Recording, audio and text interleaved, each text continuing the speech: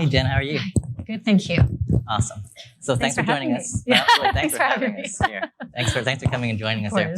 All right, so Jen, just to give a little bit of a perspective here, what exactly do you do for a living? My parents have been asking me that for the last 20-something years, right? I was supposed to be a doctor, but I am the founder of Sixth Sense Consulting Group. And as of last year, I became the president of SmartHomes.us, a home automation business now headquartered in Hawaii on the Big Island. Fantastic. Now, you also have a nickname called the Asian Agent. Yeah. Right? Now, that's within your industry, right? How did you get the nickname the Asian Agent? So I got that nickname from many of my clients. I have worked behind the scenes for many A-list celebrities, top CEOs, and high-profile government officials. I started getting the name Secret Asian Agent, kind of like a 007 in business development, because I'm always the girl who works behind the scenes. Many times you may not see my face or my name associated with these campaigns, but I'm a part of it. I've actually had the privilege of writing speeches and copy points for presidents, mayors, governors, and CEOs. And that was how I got the name. I'm not a talent agent. I'm not a real estate agent. I'm more of a business agent. Now you said presidents. Any presidents that we might know? Yes, I've had the privilege of working for President Clinton on behalf of the Clinton Foundation's Millennium Network Foundation. When he first started that, it was meant to target the millennium generation and inspire, encourage them to give back, specifically time, talent, or treasure. And when I worked for President Clinton's group, it was very interesting. They were so organized. They were so respectful. I was humbled, and I was shocked at how much power and freedom they gave me to help produce some of these events around the country. So you actually worked with President Clinton's staff. What did you do exactly for President Clinton? So my job was helping to produce these charity events and the foundation events across the country, from Chicago to Miami to New York to San Francisco.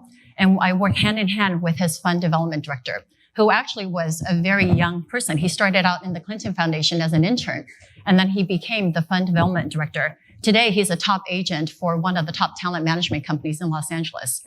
So my job was to put on the show, put on the event, interact with sponsors to make sure that all of their branding and what we promised the sponsors were integrated into the event itself.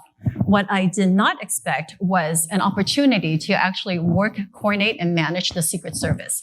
I would say actually that was one of the highlights in my life.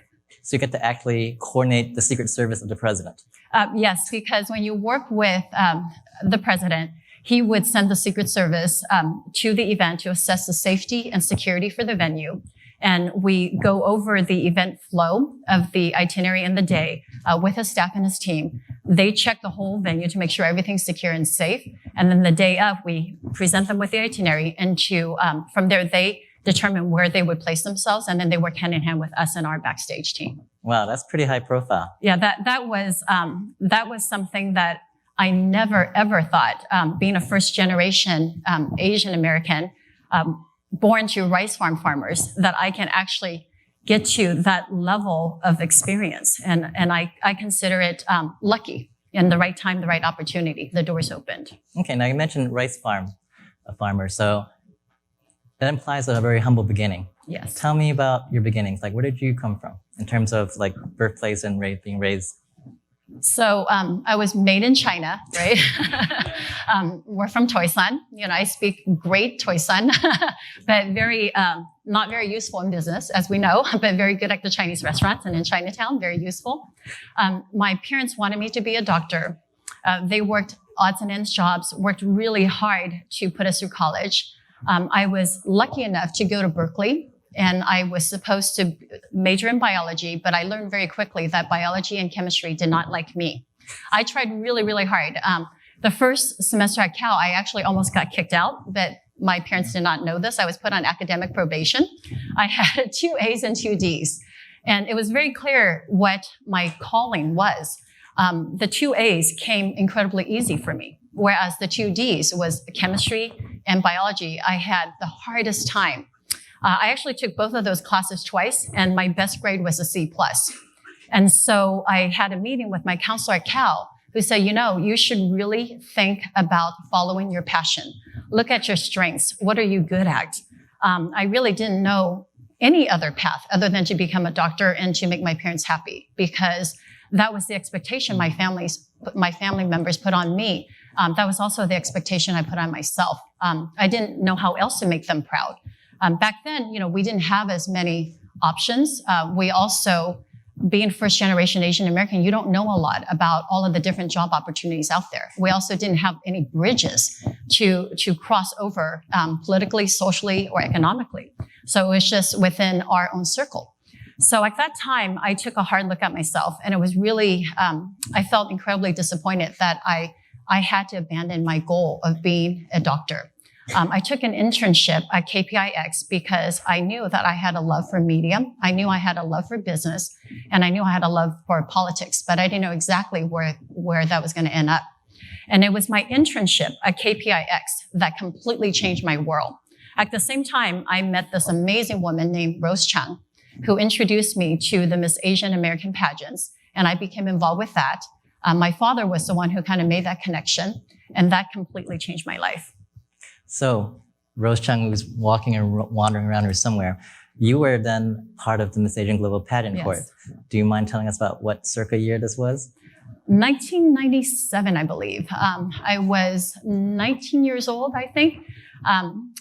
And my father thought entering into the Chinese pageants was a good idea because I was known to be a nerd. I've always been a nerd. I used to be shy. And my dad said, these pageants are very prestigious. I think it's a great experience for you. Well, of all of the titles that I got Miss Asian America Scholastic. Now I was officially Miss Nerd. And I actually used to hate that title. Now I'm incredibly proud of it. When I first did the pageants, I had no experience. I didn't know what to expect. And I felt that I disappointed my parents because I wasn't prepared. And of course, you don't go to a beauty pageant to become Miss Scholastic. But I can tell you that now that I absolutely love being Miss Scholastic because I realize at the end of the day, your intellect is going to carry you throughout your life. And we all know that beauty will fade over time. So I'm very proud of that title now. So between your internship and your involvement with the pageant to pull you out of your shell, how did those two things help you get to where you are today then? Networking. So in my time with Miss Asian America and the pageant, I was a part of the court, and with Rose and the community leaders, we were introduced to many other great business leaders and community and civic leaders. It was actually with our time spent in Chinatown that I met a lot of the up and coming leaders in that community who later on became supervisors and mayors and senators. Through the pageants, we were tasked to be active in community service. And it was my networking within that circle, the nonprofit world, that opened doors for me while I was pursuing my passion in my career. So you also touched on community service. How important is that, in your opinion, in part of a career building? Like, this is free work you're giving to somebody, but it seems like it's also very key to a person's development. You know what's really interesting? We're always taught to go after a degree, to go after a career. One of the things that I learned is that forget the job title, forget the industry. Think about the qualities of that career or job that you're interested in. Do you get to interact with people? Do you get to give back to the community? Are you passionate about what you do? Do you show up somewhere and just get engaged? And not only are you giving something back, but are you getting something? Are you getting knowledge? Are you making an impact? So one thing that I find really interesting about community service, and I fell into it completely by accident because of the pageants, but it opened up, it unearthed something inside of me. I love being impactful. I love being a part of something great, even if it's just for our small community, for seniors or for children, or for something as grand as the Clinton Foundation. In the world of philanthropy, there is actually a very interesting secret formula that happens. Everyone is equal. When you show up at a nonprofit event, even if you're a volunteer, you're actually side by side with a mega philanthropist. You're side by side with an influencer. You don't know who's with you, but right there when you show up, we're all volunteers. And through that network, doors open because you have one thing in common, and that is you're genuine. You're out there to give. You're among a circle of givers. And it's interesting that all of my work relationships in the last 20 years, I almost acquired all of my clients, not through traditional marketing or Facebook ads, but through networking within the nonprofit world. So what advice would you be able to give somebody who's going out to look for community service, volunteer organizations to work with? Like, how do you have all these options, but how do you quickly and efficiently narrow it down to something that's meaningful to you? First of all, choose charities and nonprofits that you truly connect with. As JayZ mentioned, she went through a lot of trials and tribulations with losing her father. So obviously, because of his death, she now is connected to the illness or the disease that impacted his life. And obviously, if she associates herself with a nonprofit that aligns with that cause, she is not only there as a volunteer, but she's emotionally engaged. And when you're emotionally engaged in something, it's amazing what the human spirit can give back and contribute to the world. So is your cause healthcare? Is your cause kids? Is it the environment? Choose something that you're genuinely passionate about, and then you will actually be around like minds. I do actually want to take a moment to quote The Rock, because I love this quote. He said, always be humble and be the hardest working person in the room. And that always stuck with me. I learned that if I'm in the room and I'm the smartest one, I'm in the wrong room. If I'm in the room and I'm actually the one who has the least amount of experience and the least amount of knowledge, I'm in the right room. And so through my networking career, as I call it, I actually was always around people smarter than me. And I learned from them, and they inspired me. And it was actually through that real life education, through that learning process, I developed and was able to nurture my passions into something much greater, and always be humble. Great. Now, you did a lot of volunteer work. How did some of this volunteer work, because you said you had some really high profile clients you work with in politics and also entertainment. So how did some of this community service translate into working eventually into entertainment as well too? Yes. So my first career was in television. I started as an intern at KPIX, which is the local CBS affiliate in the sports department. When I was working there, I met people who were launching a local TV show. And the TV show at that time was called Out Talk. So I applied, and I had no clue it was an LGBT show. I thought it was for minorities, because actually their job recruitment flyers said, do you believe in voicing, about equality? Do you believe in equal rights? Do you believe in empowerment? And I was thinking, that's me. And so when I show up to the interview, I had no clue. It was actually launching the first gay and lesbian TV show at that time. When I got the job, that was when I knew. When I showed up for the first staff meeting, I was like, oh, okay.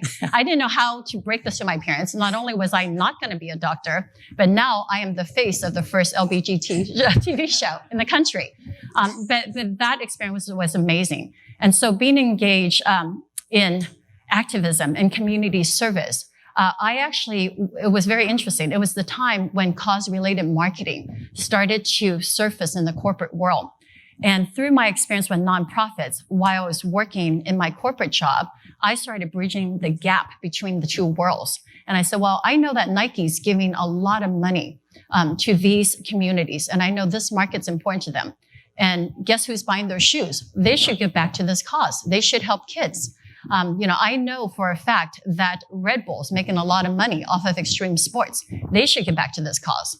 PG&E, there's a lot you can do for us. So because I got to see the corporate side and I was emotionally and intimately engaged in the nonprofit world, I became the connector between the two. And then that led me into working for some pretty high level for-profits and nonprofits. Well, what are some of the, if you can name drop with us, what are some of the biggest names, or at least one of the biggest names you've worked with in entertainment?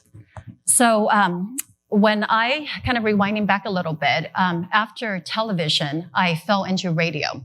And at that time, the only job opening available was like a hip hop and rap station. I knew nothing about hip hop and rap. There I was disappointing my parents again. From LGBT TV to hip hop and rap. They were so afraid that I was going to bring home and marry Flavor Flav, or 50 Cent, who was in my social circle. So when I worked in hip hop and rap radio, I ended up being one of their top sales development account executives, and I was making six figures overnight. And I was right there at the right time, the right place when hip hop was at its peak. And then when I was 29, I realized, it was my first midlife crisis as a quarter life crisis. I said, I'm 29. I have no husband, no children, no debt, no pets, no plants, and I have a house. I always wanted to do more than just sell air. I wanted to do a little bit more than just staying in the Bay Area, but I didn't know how. So I had some amazing mentors in my life. At that time, it was Willie Brown, who has been hugely impactful to me as a mentor and a family friend. He was the one who gave me the courage to go out there and start my own business. But I actually didn't have a business plan. I didn't know exactly what that was going to look like. So he said, you should be a marketing and business development consultant. Take all of the relationships that you have nurtured from your TV and radio days. And your clients, they don't follow companies, they follow people. And so I decided to walk away from a very high-paying job and start my own company. And he was right. In about 30 days, I was able to get the Olympic bid project. I was able to get Guinness, Diageo, UPS, 76 Oil Company as clients. And a friend of mine from Guinness Diageo introduced me to hip-hop mogul Russell Simmons. And Russell said, I know you just started this company in California, but I would love to hire you as my VP of marketing. I'm launching a beverage company in New York. Will you move here? No kids, no husband, no plants. Sure. I pack up my bag. I'm in New York. Mom, I'm going to be working for a hip-hop rap mogul now. So when I went to New York, Russell, once again, opened up to the world of opportunities. Next thing you know, we're having meetings with Eminem, 50 Cent, JayZ. I have great stories about, every rapper known to man. And Russell actually realized I had a very strong background in community service and philanthropy. So he said, you should also be involved with my community and government initiatives. He introduced me to Dr. Benjamin Chavis, who was his right-hand man. And Dr. Chavis actually was very close to Mandela. He was very close to Dr. Martin Luther King Jr. He was the former president of the NAACP. And I learned a lot from Dr. Chavis and Russell. And we created more of these strategies, taking his beverage company and having a portion of the sales to go towards nonprofits and giving back to the communities that have been forgotten. And during that time working for Russell, I met every high-profile celebrity you could possibly think of. As a matter of fact, I knew about Beyonce and JayZ's relationship before it was out in the open. We were having a meeting in Miami, and JayZ was in that meeting and popped a couple of bottles of, very high-profile liquor. And he was walking back, and I went to ask JayZ about a meeting with his people, and I bumped into Beyonce. And I go, oh, I think they're an item. So that's where today they're probably, the top hip hop royalty. So we have a few minutes still left, but you've had an amazing story.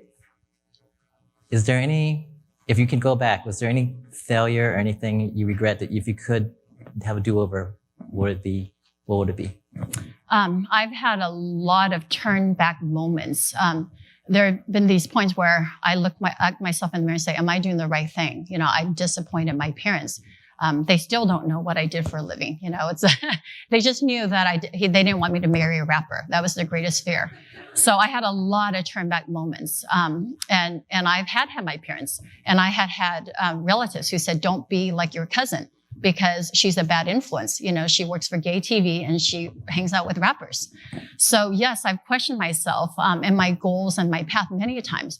But the one thing was I've always stayed true to me. I realized this is my life. I've only have one lifetime to fulfill everything that I want to do.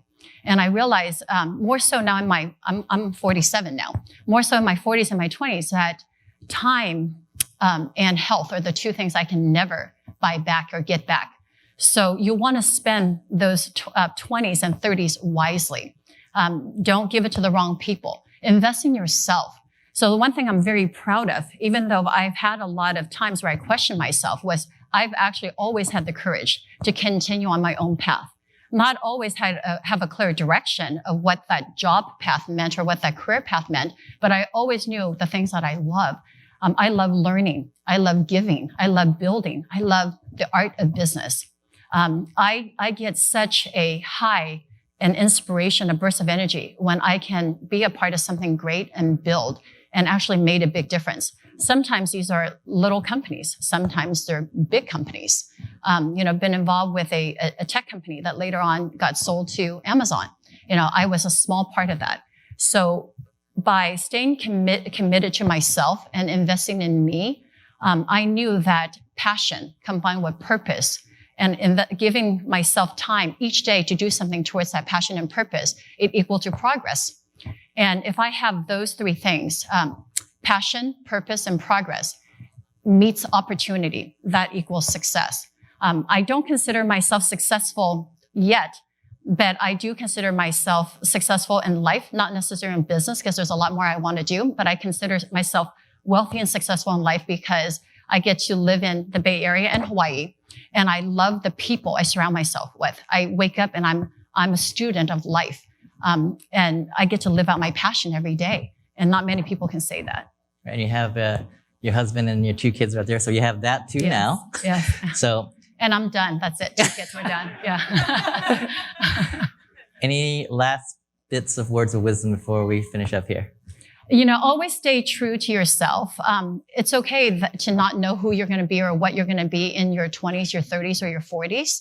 Always be authentic. And the one thing, too, that I learned is over time, when you look back in your life, some people talk about legacy. I, too, like JayZ, was a caretaker for a parent who died from cancer. I realized that it's not important to change the world. If you could just change one life, first start with yourself, self-care, self-love, do things for yourself. But if you can change one life, if it's a child, a friend, an elderly, that is a legacy. That is what you leave behind. So my advice would be, you have one life, live it, love it, always be authentic. And like The Rock said, be humble and always be the hardest working person in the room. And I hope that The Rock will see this and that we'll get a chance to meet again. All right. Well, thank you so much. Thank you. And we're going to bring back Stephanie out here. Thank you. Thank you.